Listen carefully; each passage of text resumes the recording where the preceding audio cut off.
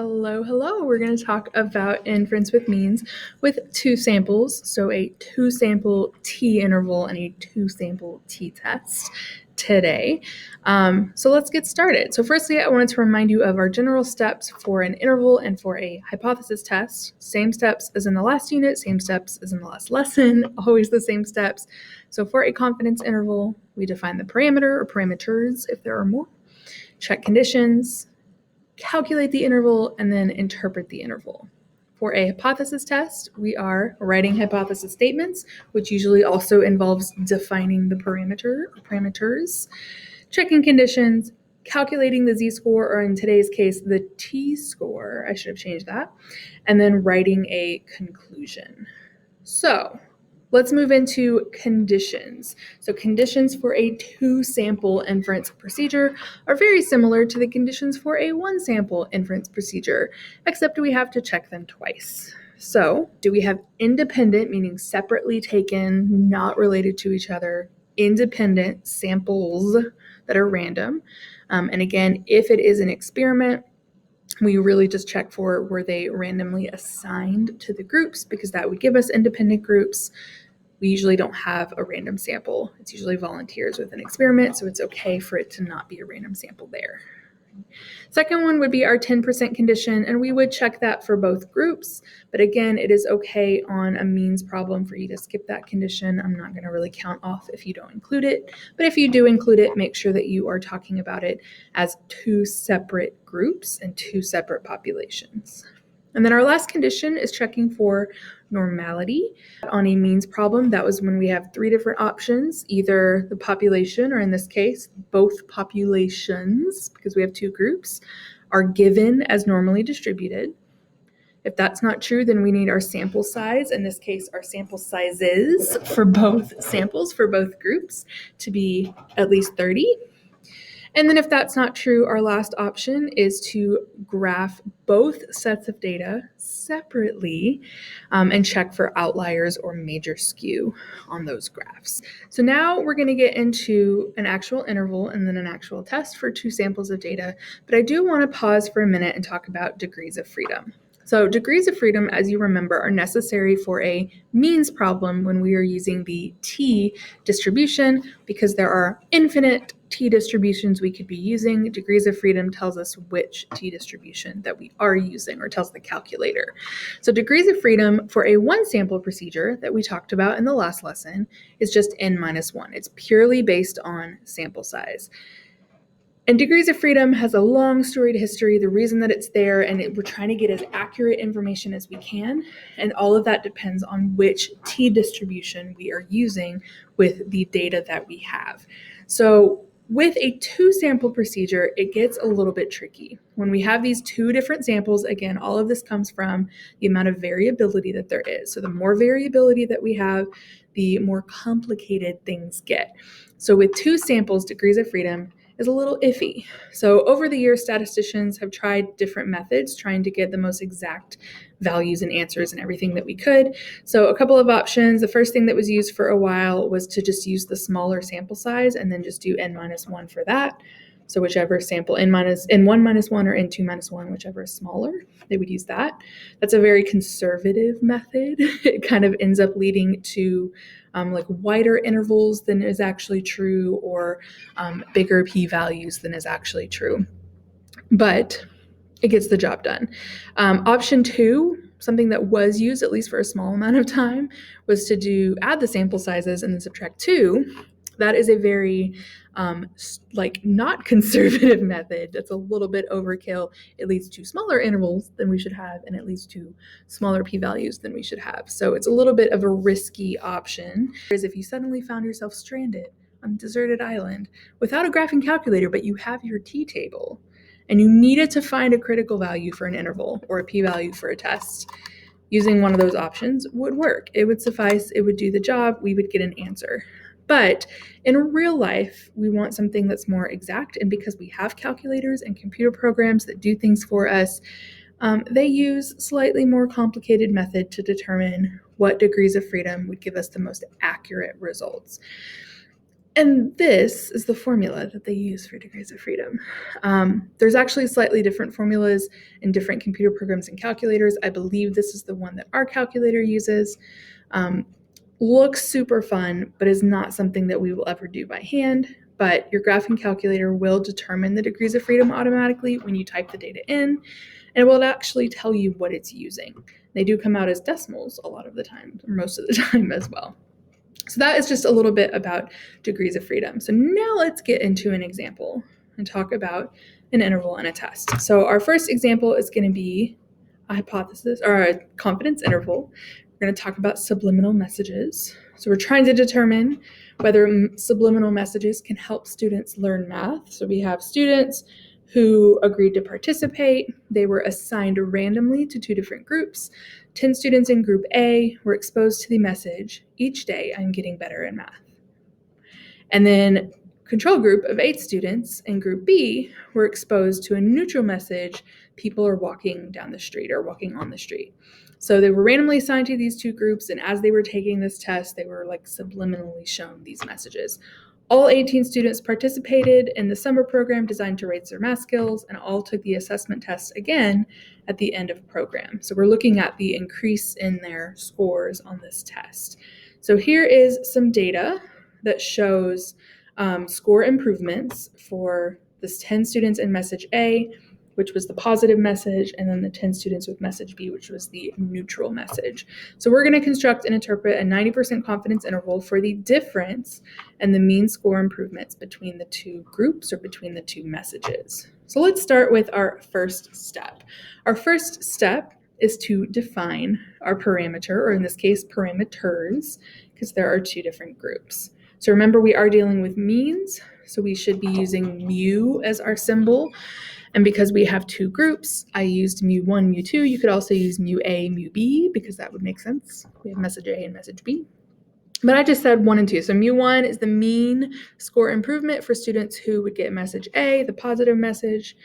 Mu2 is the mean score improvement for students that would get message B, the neutral message. We don't need hypothesis statements for a confidence interval, so I'm just not going to worry about that. So now we're going into our conditions. So our first condition is, do we have not just random samples, but independent random samples?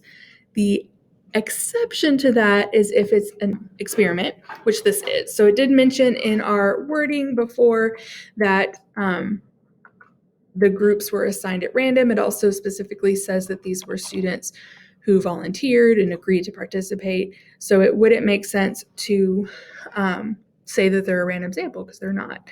So I'm going to say, given that they were randomly assigned to the groups, which gives us two independent groups of students. It's not a random sample. All that would mean is that I can't generalize these results to all students everywhere, at least not yet, without more replication. Okay. The next step is to do, so 10% rule we could do if we wanted to. This wasn't actually a sample with an experiment. We tend to skip that one anyway, so I'm going to skip it here. So then our next condition would be to check for normality. Now this problem, we were not given any information about the population. We were also not given very big sample sizes. So our first two options for checking normality are already out. So we have to rely on our third option, which is to draw some graphs, or to look at some graphs. So I'm going to do that on the calculator. We could, again, also just do a quick dot plot, and that would work as well. So I'm going to do this in the calculator. So I would go to stat edit. We do have two sets of data, so I'm going to put one in L1 and one in L2, and then I'll show you how we can do graphs of one and then the other without having to change too much. So I'm going to do second quit and then second y equals to turn on my plots. Mine are already on from the last time I graphed something, but we would make sure and push enter on. I'm going to go down to type and make sure I've pushed enter on the little histogram. And then right now I'll use xlist as L1, which would be my data for message A. And then I'm going to do zoom, and then number 9 is zoom stat, which will give us the perfect little graph.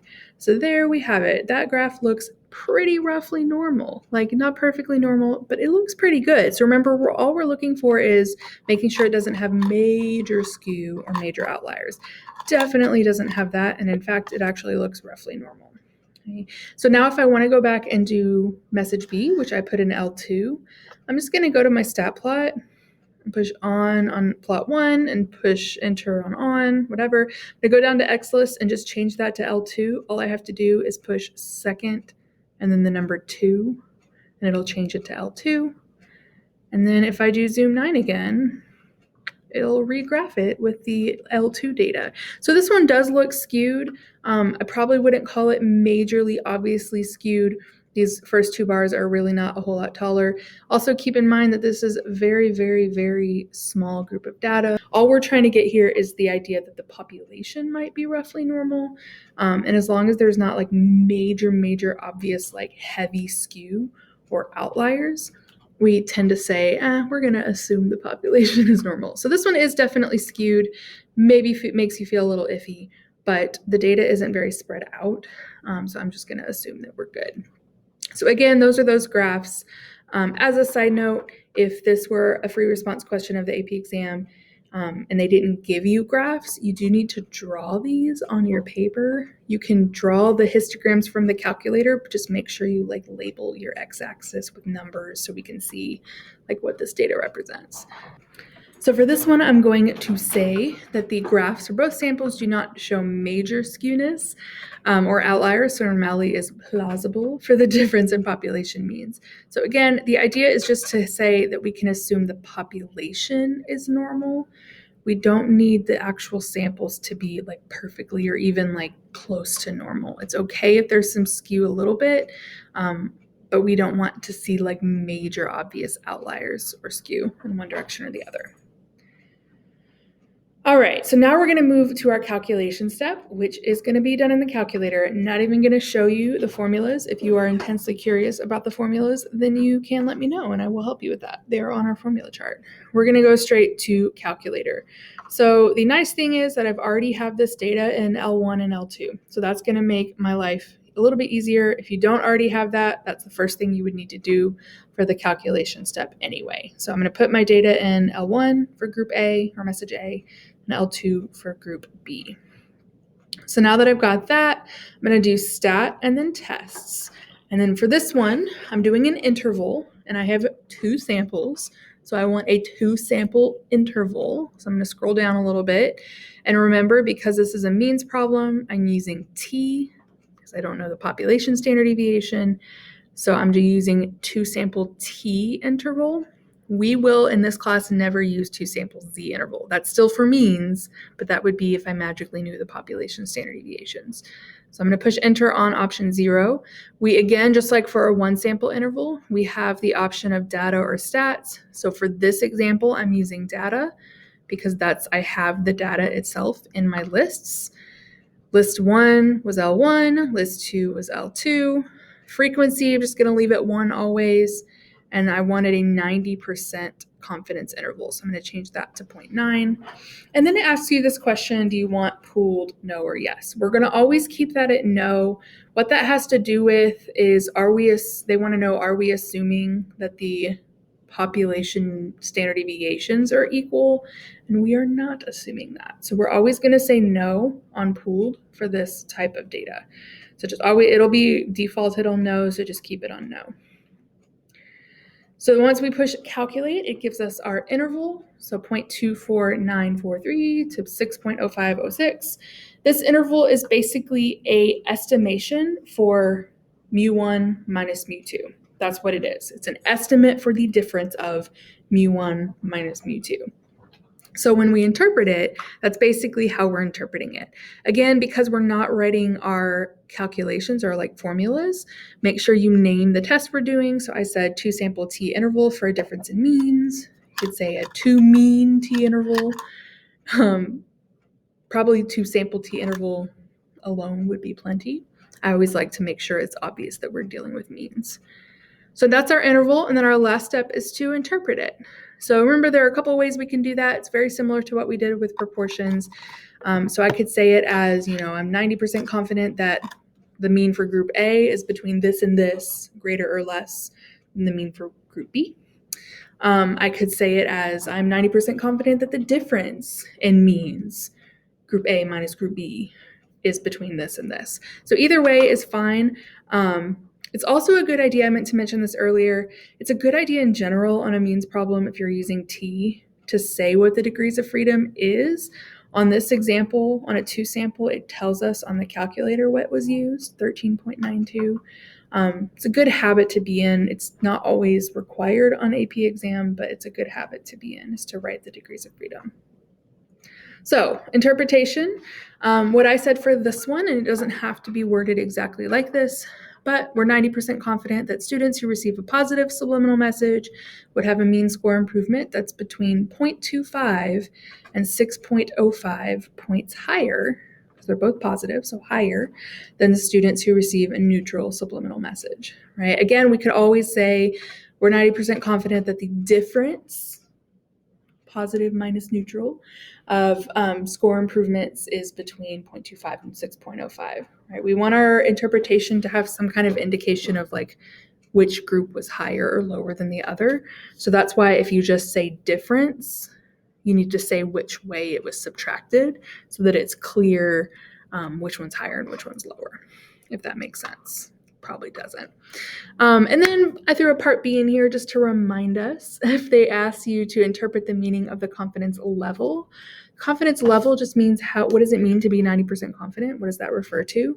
The confidence level is always in reference to the method that we use. It's not in reference to a specific interval. So this is a more generic interpretation. We say, if I were to do this whole thing many, many, many, many times, this whole method that I just used many times, about 90% of the intervals would include the true thing that I'm looking for. So in this example, I could say something like, if I were to repeat this experiment many, many, many, many times, about 90% of the intervals we calculate would contain the true difference in mean score improvements between the two types of subliminal messages, between the positive and the neutral. So again, it's an interpretation of the level, and the confidence level is always referring to the method. It's how confident we are in the method. It's not how confident we are in that one specific interval necessarily. All right, I'm going to go to how we do a hypothesis test, so a 2-sample t-test for a difference in means. So our next example, one of the questions on the General Social Survey asked respondents how many hours they work each week. Responses from random samples of employed Americans were recorded for 1975 and 2014.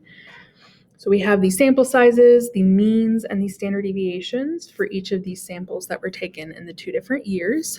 And then we are asked, did that data give evidence at the alpha 0.05 significance level that Americans work longer hours on average in 2014 than they did in 1975, right? So again, our first step for a hypothesis test is to write our hypothesis statements, but that does kind of include, we need to make sure and define our parameters if you're going to use them in your hypothesis statements.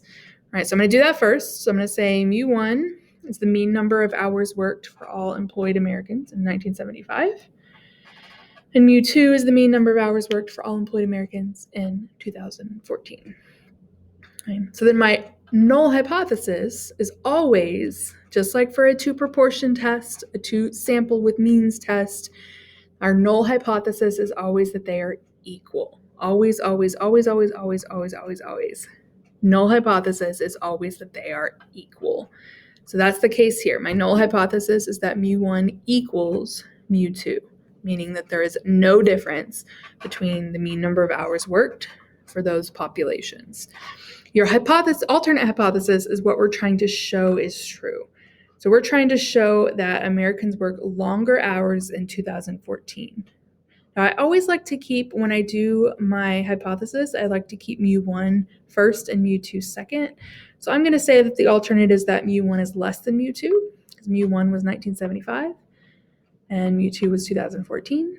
So I want to show that people worked less in 1975, just because that'll make it easier when I go to put all this in my calculator if I keep 1 first and 2 second. Okay. Our next step would be conditions. So I'm going to do that. All right, my first condition is, do I have random samples that are independent?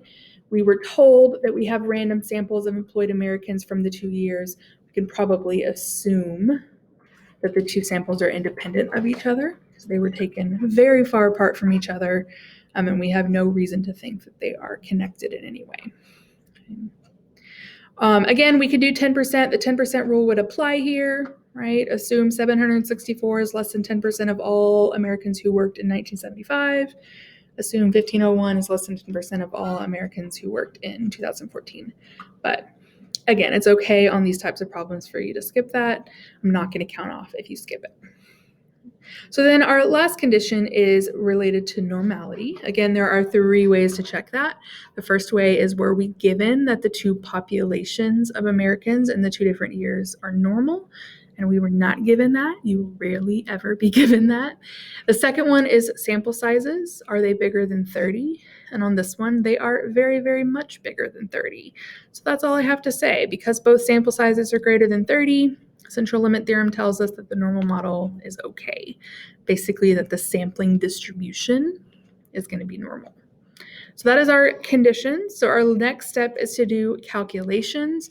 Remember, we are going to skip the formulas, so make sure that we write the type of interval or test that we are doing. So this would be a 2-sample t-test for a difference in means, or 2-sample or 2-mean t-test. I don't know what you want to call it. And then I'm going to go to my calculator.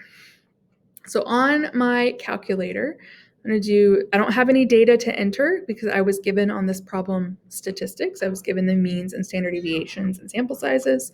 So I don't need to worry about going to a list. I'm going to go to stat and then test, and then I'm doing a 2-sample t-test. Again, we're always going to use t for mean, so I'm not going to use the z one. This time I have stats instead of data.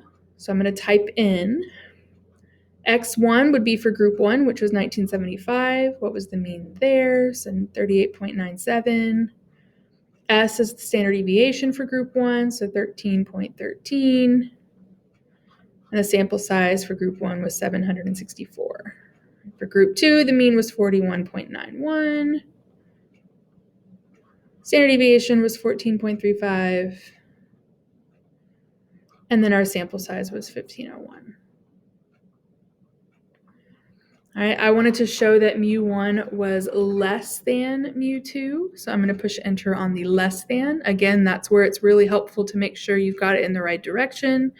Mu1 was 1975, mu2 was 2014, and I wanted to show that 1975 was less than 2014. We're still going to say no on pooled, just always say no to pooled. And then either calculate or draw. I'm just going to do calculate on this one.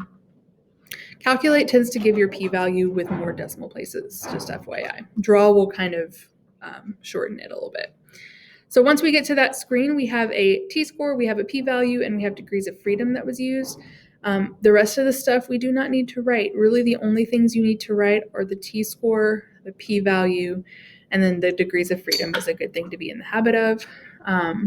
So I'm just going to write those. So our t-score was negative 4.88.